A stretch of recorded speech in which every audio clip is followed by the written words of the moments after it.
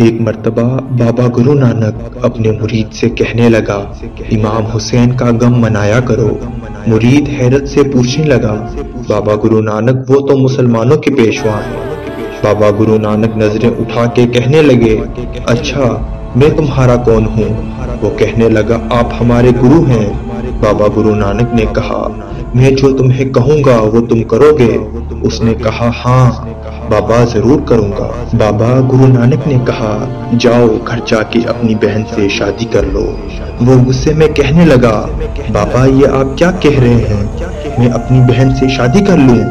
جب اس کا غضب بڑھنے لگا تو بابا گرو نانک مسکرا کے کہنے لگے، بیٹھو، تمہاری اسی ضمیر کی آواز کو حسین کہتے ہیں۔ یاد رکھنا، آج جو انسان بہن سے شادی کو گناہ سمجھتا ہے، یہ تمیز امام حسین کی سکھائی ہوئی ہے۔ حلال اور حرام میں فرق امام حسین کی قربانی سے معلوم ہوتا ہے۔ اے میرے مرید، یہ بات کبھی نہ بھولنا، حسین فقط مسلمانوں کے پیشوا نہیں بلکہ حسین انسانیت کے پیشوا ہیں، اور جب تک انسانیت قائم رہے گی حسین کا غم تا ابد تا حیات باقی رہے گا۔